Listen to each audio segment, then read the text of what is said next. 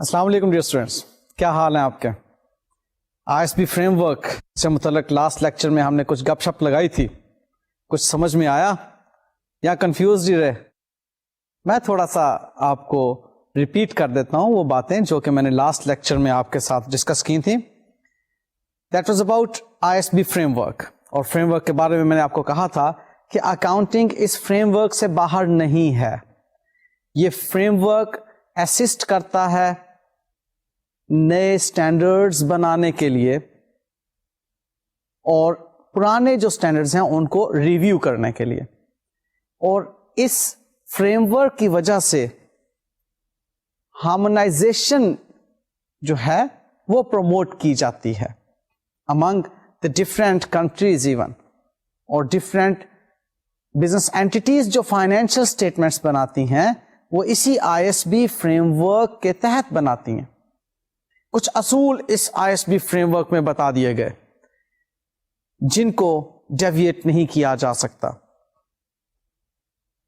ان میں سب سے پہلی بات جو میں نے آپ سے کہی تھی وہ یہ تھی کہ فائنینشیل اسٹیٹمنٹ کے 5 کمپوننٹس ہیں: balance sheet, income statement, statement of changes in equity, cash flow statement and notes. ان کے آبجیکٹیوز آپ کو بتا دیے تھے کہ بیلنس شیٹ جو ہے فائنینشیل پوزیشن معلوم کرنے کے لیے بنائی جاتی ہیں، income statement financial performance profitability کے لیے بنائی جاتی ہیں، statement of changes in equity ہمیں بتاتی ہیں کہ موومنٹ کیا ہے اونرز ایکویٹی کی آئٹمس میں، اور cash flow statement cash in flows اور آؤٹ فلوز کے بارے میں ہمیں بتاتی ہیں. اور نوٹس میں ہم سگنیفیکینٹ اکاؤنٹنگ پالیسیز کو دیکھتے ہیں اور کچھ ایکسپلینیٹری ڈسکلوجرز ہوتے ہیں جو کہ یوزرز کی انڈرسٹینڈیبلٹی کے لیے. اب میں یہ لفظ استعمال کر سکتا ہوں کیونکہ یہ لفظ میں نے آپ کو لاسٹ لیکچر میں بتا دیا. یوزرز کی انڈرسٹینڈیبلٹی کے لیے اور فائنینشیل اسٹیٹمنٹس کی کمپیریبلٹی کے لیے بہت ضروری ہوتے ہیں. اس کے بعد ہم نے 2 انڈرلائنگ ایزمپشنز پڑھی تھیں جو کہ ISB فریم ورک میں موجود ہیں. ایک ایکروول کانسیپٹ اور دوسرا گوئنگ کنسرن کانسیپٹ. کہ فائنینشیل اسٹیٹمنٹس میں ہم انکمز اور ایکسپینسز کو ایکروول کانسیپٹ کے مطابق میجر کریں گے، اور ہماری جو فائنینشیل اسٹیٹمنٹس بنائی جا رہی ہوں گی تو اینٹیٹی کے حوالے سے ہماری یہی ایک اسمپشن ہوگی کہ یہ گوئنگ کنسرن ہے. We have no intention to liquidate it or to significantly curtail its operations. یہ ہے گوئنگ کنسرن. اور پھر ہم نے جو اس ISB فریم ورک میں بات پڑھی تھی وہ تھی qualitative characteristics of financial statement. اس میں ہم نے ایک پہلی کوالٹی تھریش ہولڈ کوالٹی کے طور پر سیکھی تھی میٹیریلٹی، کہ اگر فائنینشیل انفارمیشن میٹیریل ہیں تب ہم آگے نیکسٹ کوالٹیز کی طرف چلیں گے، ادروائز نہیں. اممیٹیریل ہے تو کوئی بات نہیں، فائنینشیل اسٹیٹمنٹ میں پریزنٹ ہو رہی ہے، خیر ہے. لیکن اگر وہ انفارمیشن میٹیریل ہے تو اس کا ریلیونٹ ہونا بھی ضروری ہے، ریلائبل ہونا بھی ضروری ہے، اور اس انفارمیشن کی بیس پر بنائی گئی فائنینشیل اسٹیٹمنٹس کا کمپیریبل ہونا بھی ضروری ہے اور انڈرسٹینڈیبل ہونا بھی ضروری ہے. اور ریلیونسی کے بارے میں ہم نے سیکھا تھا کہ ریلیونٹ انفارمیشن وہ ہوگی جو یوزرز کو ڈیسیژن میکنگ میں ہیلپ کرے گی. اور کس طرح سے ہیلپ کرے گی؟ اس میں پریڈکٹیو رول بھی ہونا چاہیے اور کنفرمیٹیو رول بھی ہونا چاہیے. اور ریلائبلٹی کے ریفرنس میں ہم نے 5 باتیں دیکھی تھیں کہ اگر وہ موجود ہوں تو فائنینشیل انفارمیشن ریلائبل ہوگی. Faithful representation number 1، number 2 substance over form, number 3 اس کا نیوٹرل ہونا، اور نمبر 4 پروڈنس پر مبنی ہونا اس فائنینشیل انفارمیشن کا، اور نمبر 5 کمپلیٹ ہونا، کمپلیٹنس. ان کی ڈیٹیلز ہم لاسٹ لیکچر کے اندر ڈسکس کر چکے ہوئے ہیں. اور پھر جو فائنینشیل انفارمیشن کی پریزنٹیشن ہے وہ کب یوزفل ہوگی؟ جب وہ کمپیریبل ہوگی اور انڈرسٹینڈیبل ہوگی. کمپیریبل کب ہوگی؟ جب ہم اس کو ڈسکلوز کریں گے تمام انفارمیشن کو جو کہ ہم نے فائنینشیل اسٹیٹمنٹ بنانے کے لیے اپنائی ہیں. یعنی کہ پالیسیز ہیں تو ان کو ڈسکلوز کریں گے, اور جو بھی میتھڈز ہیں ان کو ڈسکلوز کریں گے, اور کنسسٹینسی ہوگی اس میں. اور دوسری بات انڈرسٹینڈیبل کب ہوگی؟ جب یوزرز ایبلٹی ہوگی اس کو انڈرسٹینڈ کرنے کی. یعنی کہ کچھ حد تک تو یوزرز اس قابل ہوں کہ وہ فائنینشیل اسٹیٹمنٹ کو جان سکیں کہ ہوتی کیا ہیں. ان کو اتنا تو پتا ہو کہ فائنینشیل اسٹیٹمنٹس میں فائنینشیل انفارمیشن موجود ہوں گی, اور پھر وہ بیلنس شیٹ میں سیلز کو نہ ڈھونڈ رہے ہوں, اتنا سا تو پتا ہو. اور پھر جو بھی انفارمیشن ہو اس کو کچھ حد تک وہ سمجھ سکیں.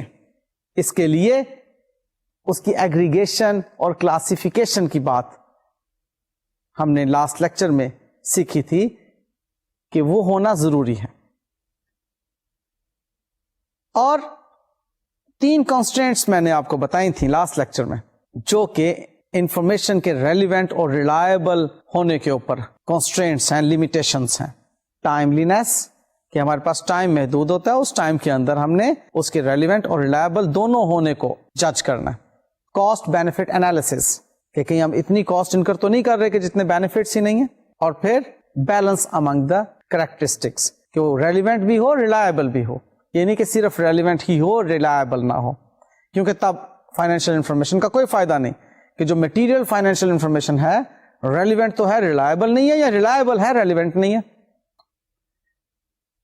تو اب نیکسٹ بات جو آج میں نے آپ کو بتانی ہے وہ ہے فائنینشیل انفارمیشن کتنی طرح کی ہوتی ہیں, ان کے ایلیمنٹس کتنے ہیں.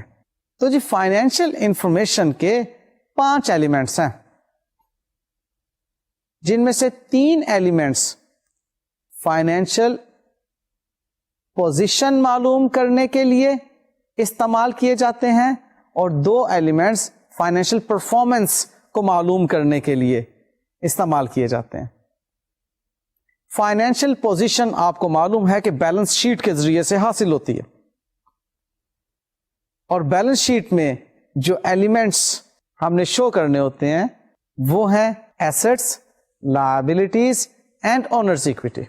آپ یہ چیز سوچ رہے ہوں گے کہ یہ تو ہم سب کچھ کر چکے ہیں, بیلنس شیٹ کو بنانا سیکھ چکے ہیں, یہ سر اب کیوں اس وقت ہمیں ایسٹس, لائبلٹیز اور اونرز ایکویٹی کی باتیں کر رہے ہیں. دیکھیں, آپ نے جو بنانا سیکھا تھا اس وقت صرف ایسٹس کو آئیڈینٹیفائی کیا اور آپ نے پریزنٹ کر دیا. ایسٹس کے ڈیپ کانسیپٹس آپ کو اس وقت نہیں بتائے تھے. لائبلٹیز آپ نے پریزنٹ کر دی, اونرز ایکویٹی آپ نے آئیڈینٹیفائی کی, ٹرائل بیلنس سے اٹھا کر بیلنس شیٹ میں رکھ دی. اب آپ کو جو فریم ورک سے بیس کرتی ہوئی باتیں بتائی جا رہی ہیں, اس سے آپ کو حقیقت پتا چل رہی ہے کہ اچھا فائنینشیل اسٹیٹمنٹس کیوں بنائی جاتی ہیں.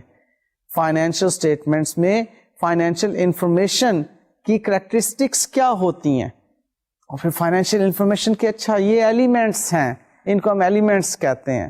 اب دیکھیں, ان سے باہر فائنینشیل اسٹیٹمنٹ ہرگز نہیں ہوں گی. یعنی کہ یہی ایلیمنٹس ہوں گے جو فائنینشیل اسٹیٹمنٹس کو بنانے کے لیے استعمال ہو رہے ہوں گے.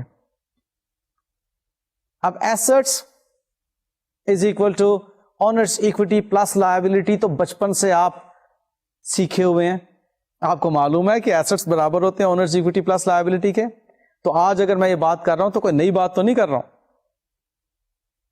لیکن آج میں نے یہ بات اس طرح سے کی کہ 3 ایلیمنٹس ہیں فائنینشیل انفارمیشن کے جو فائنینشیل پوزیشن معلوم کرنے کے لیے استعمال کیے جاتے ہیں. ان میں جو ایسٹس ہیں وہ ہمارے ریسورسز ہیں, اور جو اونرز ایکویٹی اینڈ لائبلٹی ہیں وہ سورس ہیں ہمارے لیے, سورس آف فائنینس ہیں, اور ایسٹس ہمارے لیے ریسورس ہیں جو سورس سے بنتے ہیں. اور وہ جو 2 ایلیمنٹس ہماری فائنینشیل پرفارمنس معلوم کرنے کے لیے استعمال ہوتے ہیں وہ ہیں انکمز اینڈ ایکسپینسز. انکمز اس سال کے دوران میں کتنے اکنامک بینیفٹس حاصل کیے جا چکے, ایکسپینسز اس سال کے دوران میں کتنے اکنامک بینیفٹس کا آؤٹ فلو ہوا. ان کی ڈیفینیشنز بالترتیب میں اب آپ کے سامنے رکھ رہا ہوں. سب سے پہلے ایسٹس کی بات کرتے ہیں. ایسٹس کے لیے 3 پوائنٹس دیکھ لیجئے. سب سے پہلی بات یہ کہ ایسٹ ہمارے لیے ریسورس ہے جو کہ ہماری اینٹیٹی کے کنٹرول میں. دوسری بات ایسٹ کی ڈیفینیشن میں ہم نے یہ سیکھنی ہے کہ یہ ارائزنگ فرام پاسٹ ایونٹ ہے. پاسٹ میں کوئی ایک ایسا ایونٹ ہوا جس کی وجہ سے یہ آج ہمارا ایسٹ ہے.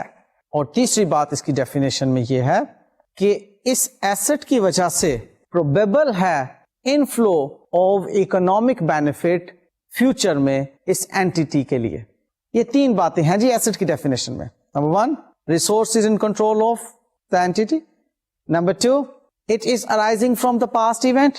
اور number 3 there is a probability of inflow of economic benefits to the entity in future. اب جو ایسٹ بزنس اینٹیٹی کے کنٹرول میں نہیں ہے اس کو ہم بیلنس شیٹ میں نہیں شو کر سکتے. جیسے کہ آپ کو یاد ہوگا میں نے لاسٹ لیکچر میں ایک ایگزامپل کوٹ کی تھی کہ ایسٹ ہمارے نام پر موجود ہے, یعنی کہ ہماری اونرشپ میں ہے, لیکن اس ایسٹ کو ہم نے لیز پر دے دیا ہوا ہے کسی دوسری کمپنی کو. سپوزلی ہم لیزنگ کمپنی ہیں,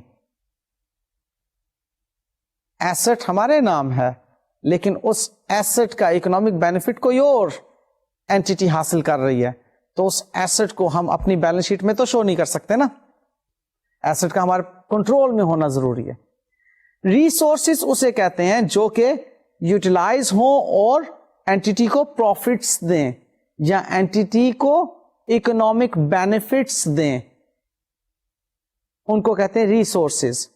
یا اینٹیٹی کے لیے آسان الفاظ میں پروفٹ جنریٹ کرنے میں معاون ہوں, اسسٹ کر رہے ہوں, ان کو کہتے ہیں ریسورسز. اب لائک آپ ایک آفس میں فرنیچر دیکھتے ہیں, آپ کہتے ہیں جی یہ فرنیچر یہ کیسے بزنس کو پروفٹس دلوا رہا ہے. دیکھیے اس فرنیچر کو یوز کر رہی ہے ایڈمنسٹریشن, اور وہ ایڈمنسٹریشن کام کر رہی ہے اس بزنس کے لیے.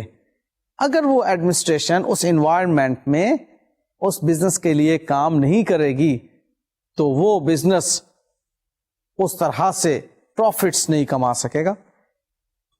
لہذا ایڈمنسٹریشن میں جو فرنیچر استعمال ہو رہا ہے وہ ایسٹ ہے, اس اینٹیٹی کے کنٹرول میں ہے. Resources in control of the entity. ٹھیک ہے. اب اگلی بات arising from the past event, کہ ہم نے پاسٹ میں کوئی ایسی ٹرانزیکشن کی جس کی وجہ سے آج رپورٹنگ ڈیٹ پر وہ ہمارے کنٹرول میں ہے اور ہم اس سے یہ پروبیبلٹی رکھتے ہیں کہ فیوچر میں اکنامک بینیفٹ کا انفلو ہوگا. تو پاسٹ کی ٹرانزیکشن ہمارے پاس اس ایسٹ کے ہونے کی وجہ ہے. اور نیکسٹ بات اس ڈیفینیشن میں جو ہے پروبیبلٹی کی. پروبیبلٹی کہتے ہیں جب کسی بات کے ہونے کے چانسز نہ ہونے سے زیادہ ہوں, اس کو کہتے ہیں پروبیبلٹی. اکاؤنٹنگ میں ہم پروبیبلٹی کو کہتے ہیں it is more likely than not, کہ اس کے ہونے کے چانسز نہ ہونے سے زیادہ ہیں اس لیے پروبیبل ہے. تو ایسٹ کے لیے ہم یہ دیکھتے ہیں کہ کیا پروبیبل ہے, کیا اس کے چانسز ہونے کے زیادہ ہیں کہ فیوچر میں اکنامک بینیفٹ ہوگا اس ایسٹ کے استعمال کی وجہ سے اس بزنس اینٹیٹی کو. اف یس تو وہ ایسٹ ہے. تو جی ایسٹ کی ڈیفینیشن میں یہ تینوں باتیں ہم نے دیکھ لی کہ ایسٹ وہ ہوگا جو بزنس اینٹیٹی کے کنٹرول میں ہوں گے, resources arising from past event ہوں گے, اور ان کے ساتھ ایک پروبیبلٹی جڑی ہوئی ہوگی کہ فیوچر میں اکنامک بینیفٹ ہوگا اس اینٹیٹی کو. اب یہ فریم ورک نے ایک ڈیفینیشن دے دی ایسٹ کی. اب جتنے بھی اسٹینڈرڈز بن گئے یا بنے گے یا ریویو ہوں گے ایسٹ سے متعلق, ان میں اس ڈیفینیشن کا پورا ہونا ضروری ہے. بھلے وہ ٹینجیبل ایسٹس ہوں, بھلے وہ انٹینجیبل ایسٹس ہوں, بھلے وہ کوئی انویسٹمنٹس ہوں, بھلے گڈ ول کو ایسٹ کے طور پر شو کرنے کی بات ہو رہی ہو, اگر یہ تینوں باتیں اس میں موجود ہوں گی تو اس کو ہم ایسٹ کے طور پر بیلنس شیٹ میں لے کر آئیں گے. یعنی کہ ڈیفینیشن کا پورا ہونا ضروری ہے کسی بھی آئٹم کو ایسٹ قرار دینے کے لیے. اب ہم چلتے ہیں لائبلٹیز کی طرف.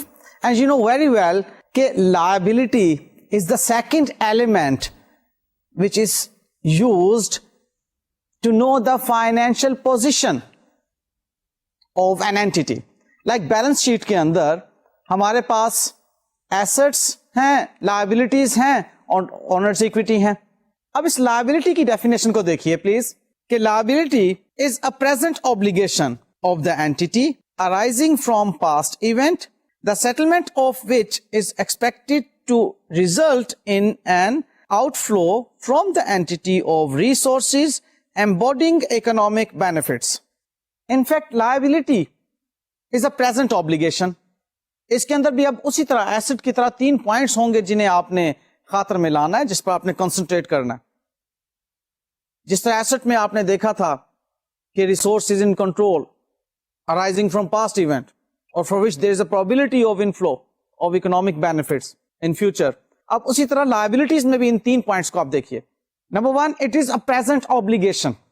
Number 2, it is arising from the past event.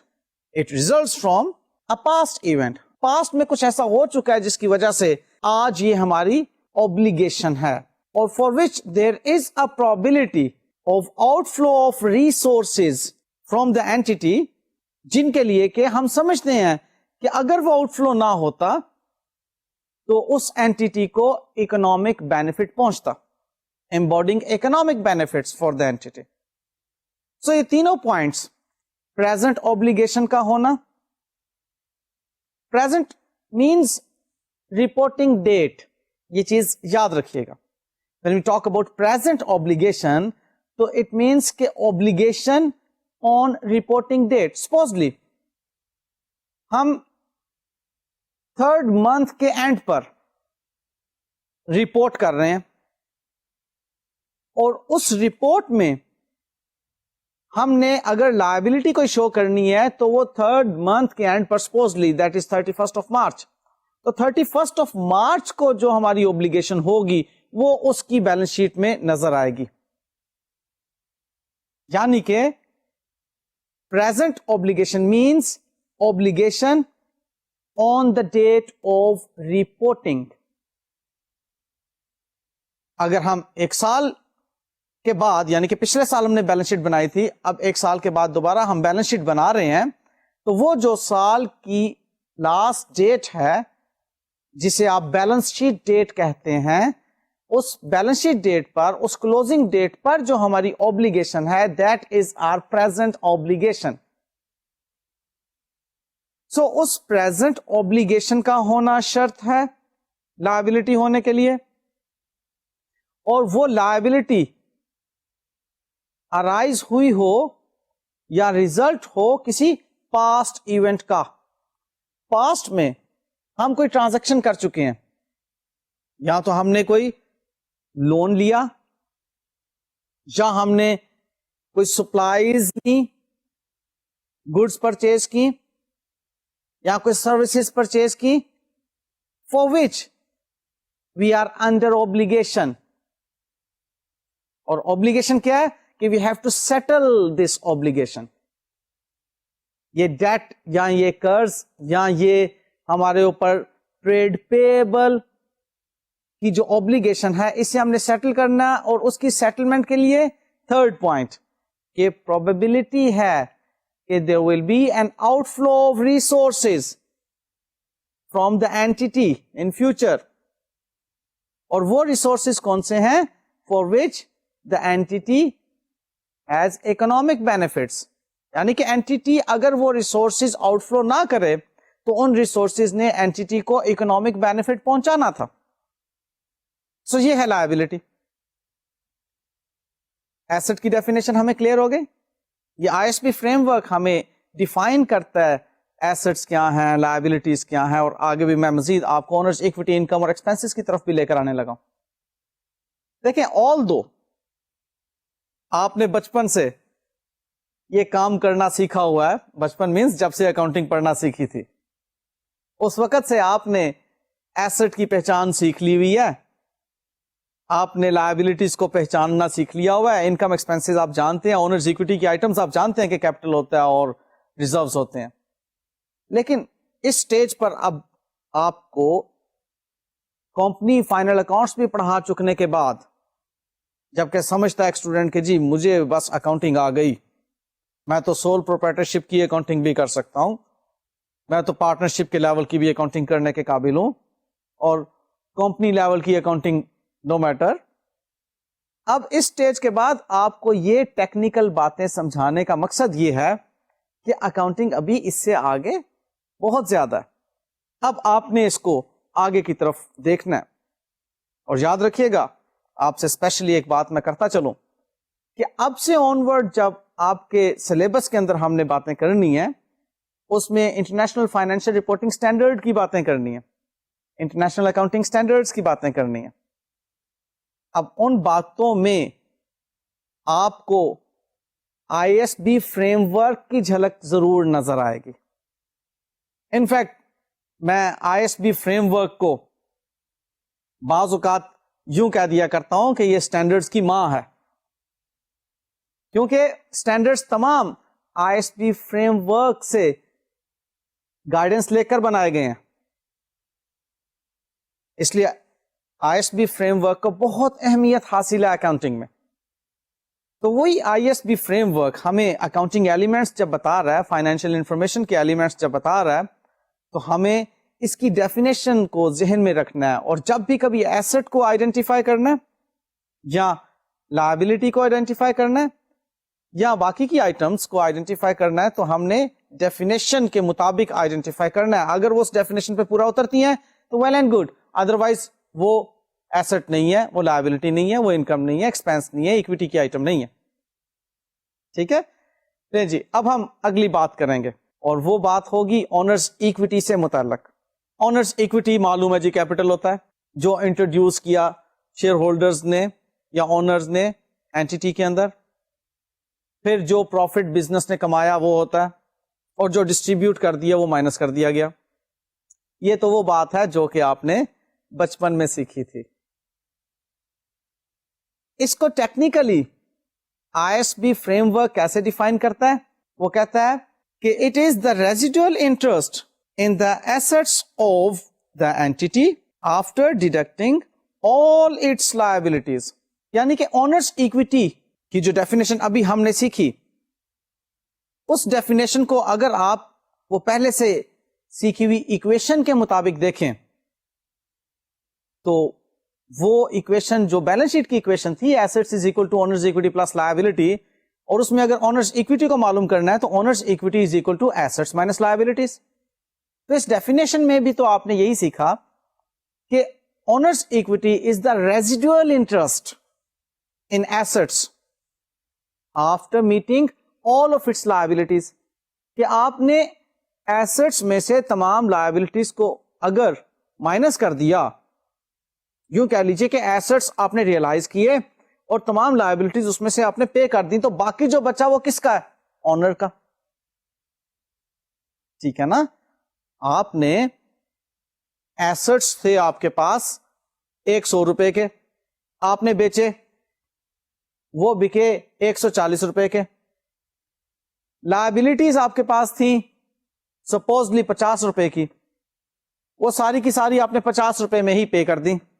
What left 90 rupees کس کے ہیں؟ اونر کے.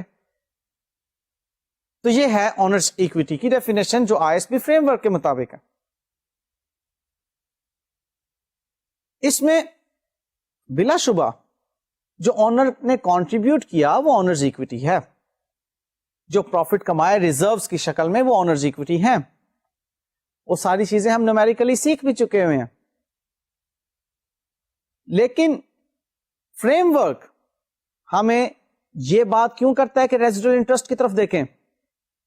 اس لیے کہ الٹیمیٹلی اونرز ایکویٹی کو آپ نے لیکویڈیشن کے وقت پر دیکھنا ہوتا ہے. کہ اب اونر کا اس کے اندر کیا اسٹیک ہے سب کچھ پے کر چکنے کے بعد. اور اگر آپ اس کو بیلنس شیٹ ڈیٹ پر, رپورٹنگ ڈیٹ پر بھی دیکھیں تو جو آپ نے ایسٹس اور لائبلٹیز جس ویلیو پر اسٹیٹ کیے ہوئے ہیں, شو کیے ہوئے ہیں, پریزنٹ کیے ہوئے ہیں, اس میں سے ان ایسٹس کو اور لائبلٹیز کو نیٹ آف کر لیں تو یو گیٹ اونرز اکویٹی. تو ڈیفینیشن بڑی سمپل ہے اونرز اکویٹی کی. نہیں جی, نیکسٹ ہم بات کرتے ہیں اب انکم کی. انکم کے بارے میں آپ یہ ذہن میں رکھیے گا کہ انکم میں ریونیو بھی آ جاتا ہے اور گینز بھی آ جاتی ہیں. ریونیو مینس کہ یہ ہمیں سیلز آف گڈ سے حاصل ہوتا ہے, یا سیلز آف سروسز سے حاصل ہوتا ہے, یا ریٹرن آن انویسٹمنٹ سے حاصل ہوتا ہے. اور گین اینٹی کو حاصل ہوتی ہے دو ذرائع سے, یا تو by selling its assets at an amount which is greater than its book value, تو جو بچت وہ گین, اور یا پھر by settlement of its liabilities at an amount that is lesser than its book value. اب اگین یہاں پر بھی جو بچت ہے وہ گین ہے, لائک ڈسکاؤنٹ ریسیو کرتے ہیں آپ, جو آپ اپنے کریڈیٹرز کو پے کر رہے ہیں, ان کریڈیٹرز کو پیمنٹ کے وقت آپ کچھ رقم کم پے کرتے ہیں بیسڈ آن سیٹلمنٹ ٹرمز. آپ نے سیٹلمنٹ ٹرمز یہ طے کی ہوئی ہیں کہ جی ہم اگر ود ان 10 days پیمنٹ کر دیں گے تو آپ ہمیں 5% ڈسکاؤنٹ دیں گے. اب وہ لائبلٹی تو آپ کی اسٹیبلش ہو چکی ہوئی تھی پہلے, اب ود ان 10 days اگر آپ اس کی پیمنٹ کر رہے ہیں تو اس کی بک ویلیو سے کم آپ رقم پر سیٹل کر رہے ہیں اس لائبلٹی کو, تو وہ آپ کی گین. تو انکم میں آپ نے ریونیو اور گین دونوں کو پہچاننا ہے. In a way income comprises of revenues and gains. Revenues کے بارے میں نے آپ کو کیا بتایا کہ سیلز آف گڈ سے حاصل ہوتی ہیں, سیلز آف سروسز سے, اور ریٹرن آن انویسٹمنٹ سے. اور گین ایسٹ کو بیچا, اس کی جو قیمت ہمیں نظر آ رہی تھی بکس میں اس سے زائد قیمت پر, تو profit on disposal of asset is our gain, ultimately income. اور لائبلٹی کو سیٹل کیا جو اس کی ایک اماؤنٹ ہمیں بکس میں نظر آ رہی ہے اس سے کم رقم پر, تو یہ بھی گین ہے, لائک ڈسکاؤنٹ ریسیوڈ. اس کی ڈیفینیشن بھی ہم دیکھ لیتے ہیں انکمس کی. Increases in economic benefits during the accounting period in the form of inflows or enhancements of assets or decreases of liabilities that result in increases in equity other than those relating to contribution from equity participants. Income کے بارے میں frame work جو ہمیں definition پیش کرتا ہے وہ آپ نے ابھی دیکھ لی کہ یہ انکریز ہے ایک اکاؤنٹنگ پیریڈ میں اکنامک بینیفٹس کی because of increase in assets یا ڈیکریز ان لائبلٹیز. اور انکریز ان ایسٹ کے ساتھ ایک اور بات بھی بتائی گئی, انہینسمنٹ آف ایسٹس, اور ساتھ ایک شرط اس پر عائد کر دی گئی کہ یہ انکریز ان ایسٹس یا ڈیکریز ان لائبلٹیز جو ہوں گی ان کی بنا پر اونرز ایکوٹی میں اضافہ ضروری ہے, اور وہ اونرز ایکوٹی میں اضافہ ادروائز ہونا چاہیے contribution from the share holders. بات تھوڑی سی پیچیدہ ہوگی, میں اس کو بھی کلیئر کرتا ہوں. آپ دیکھتے ہیں کہ ایسٹ میں انکریز, فار ایگزامپل آپ نے لون لیا تو بینک بیلنس ایسٹ میں انکریز, کیا یہ آپ کی انکم ہوگی؟ نیور. اس لون لینے کی صورت میں اونرز ایکوٹی میں کوئی انکریز نہیں ہو رہی. اس ڈیفینیشن یہ بات آپ کو کلیئر کی ہے کہ اس انکریز ان ایسٹ کی وجہ سے الٹیمیٹلی آپ کی اونرز ایکوٹی میں انکریز ضروری ہے. لہذا آپ نے لون لیا, ٹھیک ہے, انفلو ہوا, ایسٹس انکریز کیے, لیکن ultimate increase in owners equity نہیں ہے. اچھا آپ دوسری طرف دیکھ لیتے ہیں کہ اونرز ایکوٹی میں انکریز اگر شیئر کیپٹل ایشو کرنے کی وجہ سے ہوتی ہے, دوسری طرف ایسٹ بینک بیلنس بھی انکریز کرتا ہے, تو کیا یہ انکم ہوگی؟ نہیں, کیونکہ اگین اس ڈیفینیشن نے ایک پابندی عائد کر دی, ایک ریسٹرکشن لگا دی کہ وہ جو اونرز ایکوٹی میں انکریز ہوگی وہ because of the contribution from the share holders نہیں ہوگی.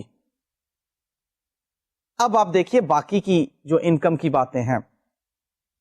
جب آپ گڈز سیل کرتے ہیں تو آپ کے ایسٹس انکریز کرتے ہیں, کیش پر چیزیں سیل کریں, بینک بیلنس انکریز ہوا. اب اس انکریز کی وجہ سے الٹیمیٹلی آپ کی اونرز ایکوٹی انکریز ہوتی ہے. کیسے؟ گڈز سیل کریں گے, سیلز انکم انکریز ہوں گی, سیلز انکم انکریز ہوں گی, آپ کے پروفٹس انکریز ہوں گے, پروفٹس انکریز ہوں گے, الٹیمیٹلی آپ کی اونرز ایکوٹی انکریز ہوگی. Profit becomes part of owners equity. بات کو فالو کیا نا آپ نے؟ ریپیٹ کیے دیتا ہوں. آپ نے جب گڈز سیل کی یا آپ نے سروسز سیل کی, چلے آپ دوسری ایگزامپل کے ذریعے سے ریپیٹ کرتا ہوں. آپ نے سروسز سیل کی, سروسز سیل کر کے کیش پر اگر سیل کی تو بینک بیلنس انکریز ہوا, ادھار پر اگر سیل کی تو ڈیٹرز ٹریڈ ریسیویبلز انکریز ہوئے. اب وہ جو ٹریڈ ریسیویبلز آپ کے انکریز ہو رہے ہیں یا ڈیٹرز انکریز ہو رہے ہیں, دیز آر یور ایسٹس. تو اس ڈیفینیشن کی ایک شرط تو پوری ہو گئی کہ ایسٹس میں انکریز ہونا چاہیے, ہو گئی جی انکریز. اور دوسری بات کہ اس انکریز کی وجہ سے اونرز ایکوٹی انکریز کرنی چاہیے. تو جناب وہ ریسیویبلز میں انکریز کے اگینسٹ ہماری سیلز انکم انکریز کر رہی ہیں. سیلز انکم انکریز کریں گی تو ہمارے پروفٹس انکریز کریں گے, پروفٹس انکریز کریں گے تو الٹیمیٹلی ہماری اونرز ایکوٹی انکریز کرے گی. کلیئر ہو رہا ہے کانسیپٹ؟ مشکل تو نہیں لگ رہا؟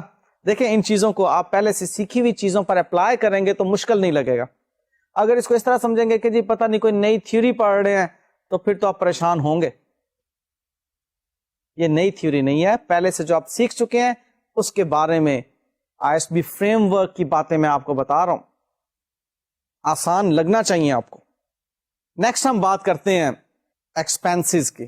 ایکسپینسز کے بارے میں ایک چھوٹی سی ڈیفینیشن جو نارملی بول دی جاتی ہے وہ ہے it is the expenditure which expires during the accounting period. Expense وہ ہے جو cost during the year expire ہو گئی, یعنی کہ جس کے اکنامک بینیفٹس حاصل کر لیے, اس کاسٹ کے انکر ہونے کی بنا پر اگر ایک سال میں اکنامک بینیفٹ حاصل کر لیے تو وہ ایکسپینس ہو گئی کاسٹ. اگر اس نے اکنامک بینیفٹس آپ کو نیکسٹ اکاؤنٹنگ پیریڈ میں دینے ہیں تو وہ ایکسپینس نہیں ہے, وہ ایسٹ ہے. کیونکہ ایسٹ کے بارے میں ہمیں معلوم ہے کہ اس کے اکنامک بینیفٹس ہمیں اگلے اکاؤنٹنگ پیریڈ میں ملتے ہیں, کچھ اس میں کچھ اگلے میں اور فیوچر میں بھی ملتے چلے جا رہے ہوتے ہیں. ایسٹس کی ڈیفینیشن تو یہ تھی نا کہ فیوچر میں پروبیبلٹی ہے اس کے اکنامک بینیفٹس ملنے کی. ایسٹ کو آپ نے فیوچر کے ساتھ ریلیٹ کیا, ایکسپینس کو آپ اکاؤنٹنگ پیریڈ کرنٹ ایئر کے ساتھ ریلیٹ کریں گے صرف اور صرف. اسی سال میں اکنامک بینیفٹ پہنچ گئے اور وہ ایکسپائر ہو گیا. اس میں لاسز بھی آ جاتے ہیں, جیسا کہ ہم نے ادھر انکم میں گینز کو دیکھا تھا, ایکسپینس میں لاسز آ جاتے ہیں. اب لاسز کیا ہیں؟ آپ نے ایسٹس کو ان کی بک ویلیو سے کم پر اگر سیل کیا, ڈسپوز آف کیا, تو وہ آپ کو لاس ہو گیا. لائک 100 روپے کا ایسٹ آپ 70 روپے میں سیل کرتے ہیں تو 30 روپیز از یور لاس. اور اسی طرح سے آپ نے اپنی لائبلٹی کو اس کی بک ویلیو سے زائد رقم پر اگر سیٹل کیا تو بھی آپ کو لاس ہو گیا. اگر کسی بھی وجہ کی بنا پر آپ کو لائبلٹی زائد رقم پر سیٹل کرنا پڑ رہی ہے تو دیٹ زائد رقم از یور لاس. فالو کر رہے ہو؟ وہ اماؤنٹ لاس ہے آپ کی اور لاس از یور ایکسپینس. اسے ایکسپینس میں ہی گروپ کرتے ہیں ہم. آئیے جی اب ہم دیکھتے ہیں کہ آئی ایس بی فریم ورک کس طرح سے ایکسپینس کو ڈیفائن کرتا ہے. Decreases in economic benefits during the accounting period in the form of outflows or depletions of assets or incurrence of liabilities that result in decrease in equity other than those relating to distribution to equity participants. یعنی کہ expenses کے against economic benefits کی decrease ہے, assets کی decrease کے against, یعنی کہ وہ ایسٹس نے جتنا اکنامک بینیفٹ دینا تھا دے دیا. فار ایگزامپل آپ ڈیپریسیشن کو دیکھیے کہ ڈیپریسیشن کیا ہے. ایک ایسٹ کو ہم نے اس کی یوزفل لائف میں سے 1 سال کے برابر استعمال کر لیا. اب اس کے 1 سال کے برابر جتنے اکنامک بینیفٹس تھے وہ حاصل کر چکے. اس کے اکنامک بینیفٹس مل گئے نا ہمیں, تو جتنے اکنامک بینیفٹس تھے وہ اکنامک بینیفٹس ڈیکریز ہو گئے because of decrease in asset. اب وہ ڈیکریز ان ایسٹ ہمارے لیے ایکسپینس ہونے کا باعث بن رہی ہے. شرط کیا ہے کہ اس ڈیکریز کی وجہ سے آنرز ایکوٹی میں ڈیکریز ہونی چاہیے. اب ڈیکریز ان ایسٹ بعض اوقات آنرز ایکوٹی میں ڈیکریز کا باعث نہیں بھی بنتی. فار ایگزامپل آپ نے کسی کو لون دیا ہوا تھا, وہ لون ریسیو ہو گیا, یا ڈیٹرز ٹریڈ ریسیویبلس تھے انہوں نے کیش آپ کو دے دیا. اب بتائیے ڈیٹر سے کیش ریسیو کرنے کے اگینسٹ آنرز ایکوٹی میں تو کوئی ڈیکریز نہیں ہے نا. یا لون دیا ہوا تھا وہ لون ریسیو ہو گیا, آنرز ایکوٹی میں کوئی ڈیکریز نہیں ہے. آپ نے کچھ انویسٹمنٹس پرچیز کی ہوئی تھیں, وہ انویسٹمنٹس آپ نے بیچ دی, وہ انویسٹمنٹ ایسٹ کم ہو گیا, آپ کے ایسٹ میں کمی کے اگینسٹ آنرز ایکوٹی میں کوئی ڈیکریز نہیں آئی. لیکن ایکسپینس کے اگینسٹ اگر آپ کے ایسٹ میں کمی آتی ہے, جیسا کہ میں نے ڈیپریسیشن کی ایک ایگزامپل دی, تو آپ کی آنرز ایکوٹی کیسے ڈیکریز کرتی ہے وہ دیکھیے. آپ کا وہ ایکسپینس آپ کی انکمز میں کمی کا باعث بن رہا ہے, in a way profit decrease کر رہا ہے. اگر وہ ایکسپینس ہم انکم میں سے مائنس نہ کرتے تو پروفٹ ہمارا زیادہ ہوتا. ایکسپینس کو انکم میں سے مائنس کیا, پروفٹ کم ہو گیا. پروفٹ کم ہونے کا مطلب الٹیمیٹلی آپ کی آنرز ایکوٹی کم ہو گئی نا, کیونکہ آپ اگر اس ایکسپینس کو انکم میں سے مائنس نہ کرتے تو وہ پروفٹ آنرز ایکوٹی میں شامل ہونا تھا. اب وہ پروفٹ آنرز ایکوٹی میں شامل کم رقم سے ہو رہا ہے تو آنرز ایکوٹی آپ کی ڈیکریز کر گئی. اور یہ جو ڈیکریز ان آنرز ایکوٹی ہے because of distribution to shareholders یا آنرز نہیں ہے. دیکھو ایک decrease in owners equity because of dividend بھی ہوتی ہے کہ آپ نے پروفٹ معلوم کرنے کے بعد ڈیویڈنڈ پے کیا شیئر ہولڈرز کو, یا ڈرائنگز دی پروپرائٹر کو یا پارٹنر کو, اس کی وجہ سے بھی آنرز ایکوٹی ڈیکریز کرتی ہے. لیکن وہ ڈیویڈنڈ یا ڈرائنگز ایکسپینس نہیں ہیں, یاد رکھیے گا, کیونکہ وہ ڈیویڈنڈ یا ڈرائنگز ہم ایکوٹی پارٹیسپینٹس کو لوٹا رہے ہیں یا ادا کر رہے ہیں.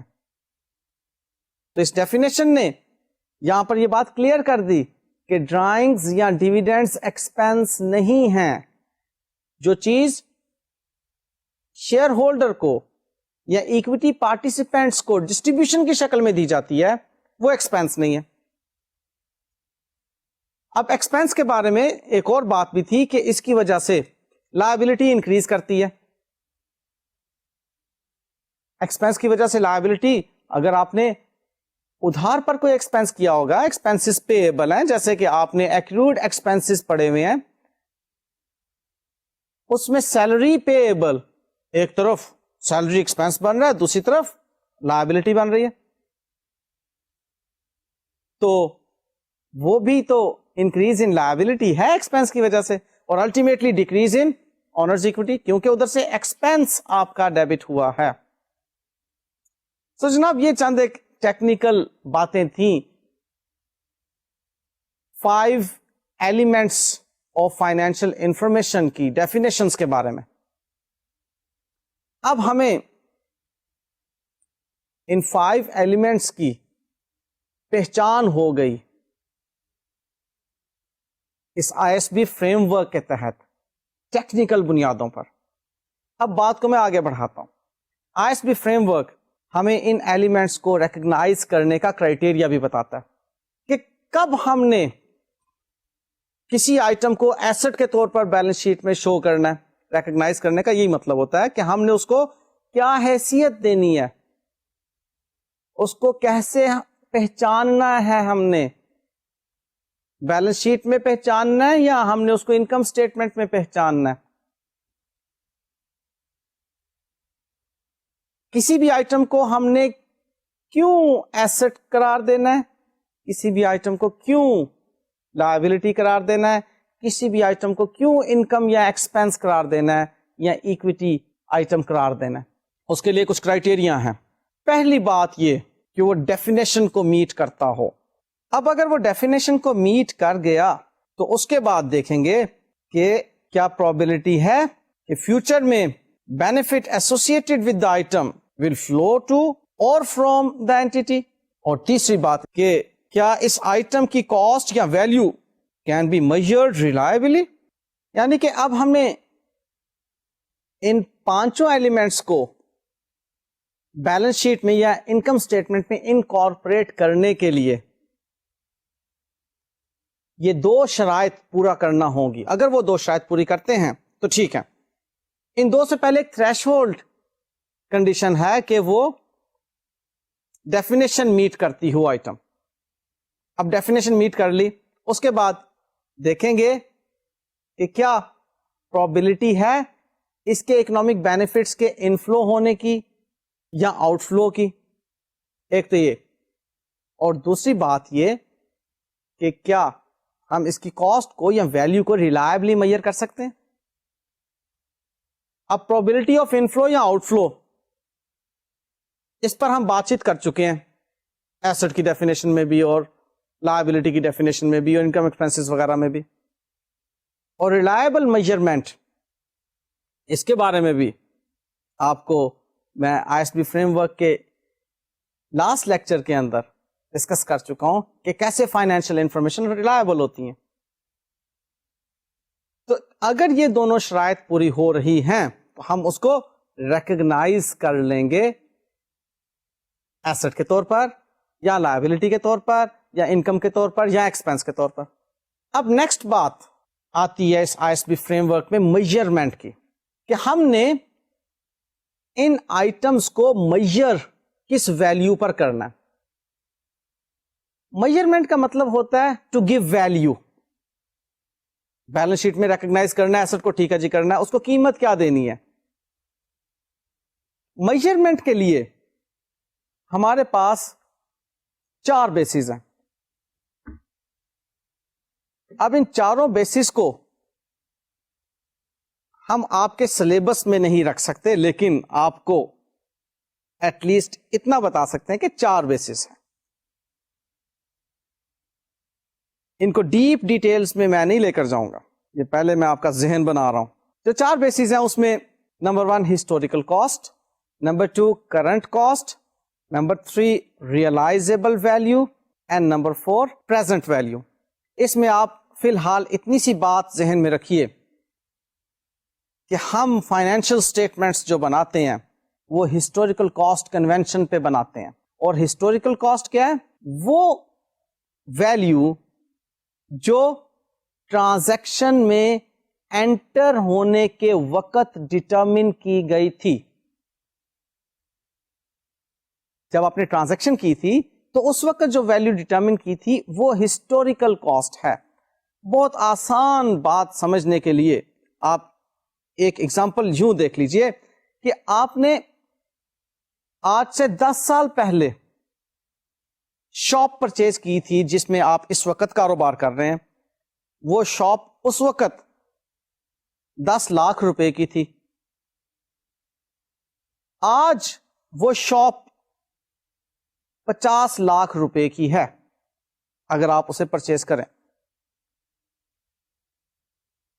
تو 10 لاکھ روپے اس شاپ کی ہسٹوریکل کاسٹ ہے. آپ بیلنس شیٹ میں اس کو اس کی ہسٹوریکل کاسٹ پر ہی شو کریں گے. ٹھیک ہے، ہسٹوریکل کاسٹ سمجھ میں آ گئی آپ کو. وہ جو 50 لاکھ روپے ہیں وہ کرنٹ کاسٹ ہے کہ آج اگر یہی شاپ پرچیز کرنا پڑے تو 50 لاکھ روپے میں پرچیز کی جا سکے گی. ٹھیک ہے، زیادہ آپ نے جس چیز کی طرف توجہ دینی ہے وہ ہے ہسٹوریکل کاسٹ، کیونکہ آپ کے سلیبس کے مطابق آپ کو ہسٹوریکل کاسٹ کنونشن معلوم ہونا چاہیے. یا اس کے ساتھ کرنٹ کاسٹ میں نے آپ کو بتا دی.